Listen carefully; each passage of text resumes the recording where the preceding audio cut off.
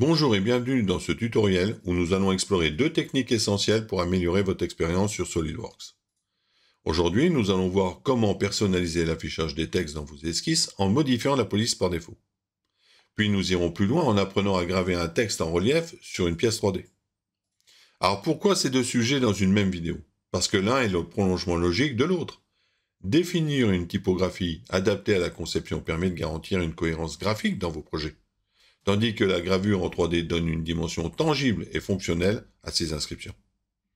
Alors, en première partie, nous allons maîtriser la police par défaut dans SolidWorks. Alors, vous l'avez peut-être remarqué, à chaque fois que vous ajoutez un texte dans une esquisse, SolidWorks applique par défaut la police Century en style normal. Mais cette configuration ne convient pas toujours à tous les projets. Et si vous pouviez imposer votre propre typographie par défaut pour éviter d'avoir à la modifier manuellement à chaque nouvelle pièce? Eh bien, c'est possible. En ajustant simplement le fichier de base de SolidWorks nommé pièce.prtdot. Vous pourrez enregistrer une police personnalisée qui s'appliquera automatiquement à toutes vos créations futures. Une fois cette configuration mise en place, plus besoin de changer la police à chaque fois. Vous gagnerez donc en efficacité et en uniformité dans vos conceptions. Et puis, nous passons à la deuxième partie de la vidéo. C'est donner du relief à vos textes. Après avoir défini donc une police qui vous convient, l'étape suivante consiste à intégrer ce texte directement sur une pièce en 3D. C'est ici que la fonction texte de SolidWorks entre en jeu. Elle permet d'ajouter des inscriptions en relief ou en gravure. C'est idéal pour le marquage des pièces, l'identification et même l'aspect esthétique de vos conceptions. Grâce à cette technique, vous pourrez graver directement un texte sur vos modèles, qu'il s'agisse d'un numéro de série, d'un logo ou d'une simple annotation technique. Mieux encore, cette approche permet d'optimiser la fabrication de vos pièces, notamment pour l'impression 3D, l'usinage CNC ou encore la découpe au laser.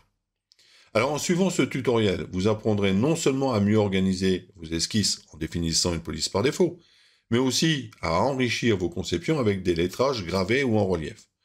Alors, prêt à optimiser vos projets sur SolidWorks? Allez, c'est parti, on commence.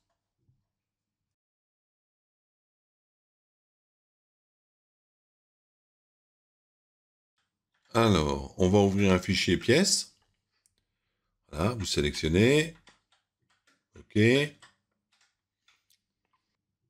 Ensuite, on va sélectionner l'onglet paramètres.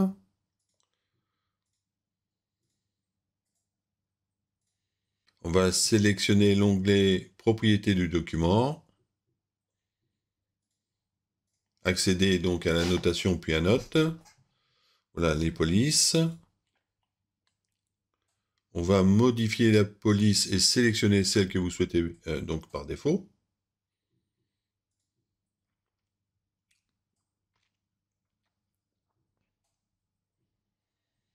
Voilà.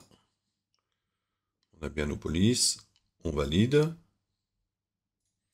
Nous allons maintenant accéder à l'onglet enregistrement pour modifier le fichier de base. Alors ce fichier modèle est utilisé pour créer les documents pièces à chaque nouvelle ouverture de document.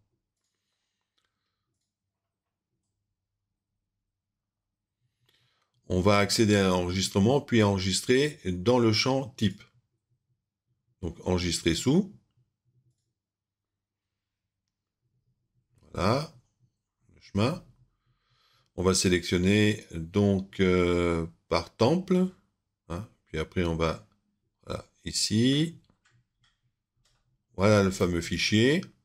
Donc on sélectionne. Et on enregistre. Oui, hein, il existe déjà, mais on va l'enregistrer. Voilà.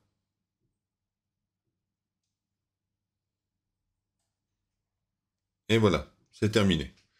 On va passer donc à la deuxième vidéo.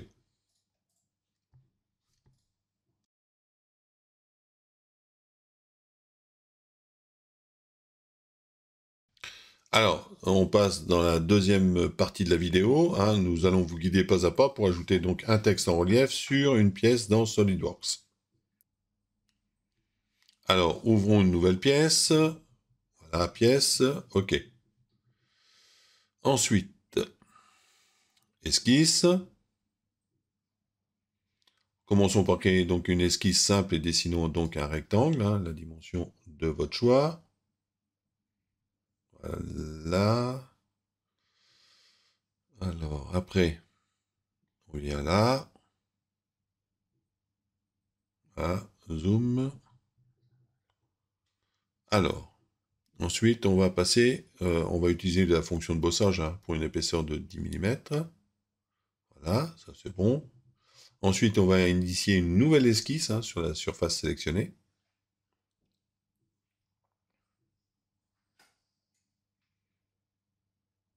Voilà, esquisse. Sur cette surface, on va tracer une ligne de construction horizontale hein, servant de repère pour aligner précisément le texte en relief. Voilà. Et voilà. Alors, ensuite, utilisons la fonction texte.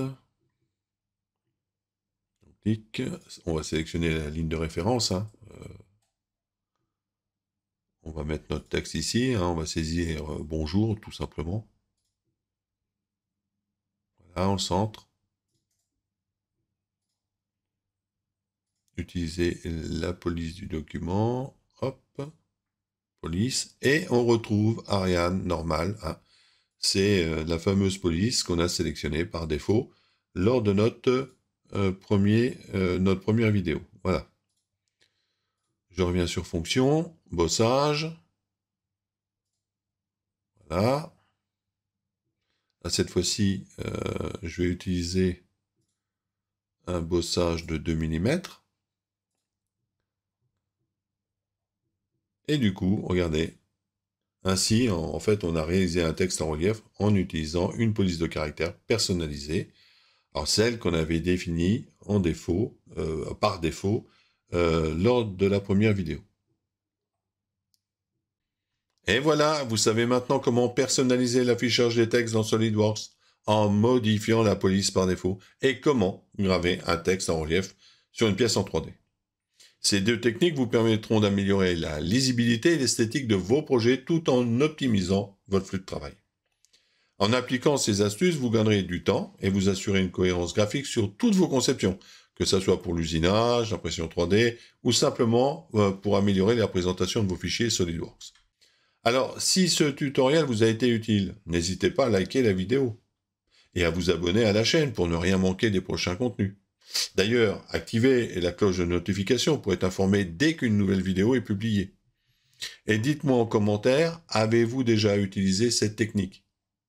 Y a-t-il des astuces spécifiques sur SolidWorks que vous aimeriez que l'on aborde dans un prochain tutoriel? Alors maintenant, merci d'avoir suivi cette vidéo. À très bientôt pour un nouveau tutoriel sur Rhino.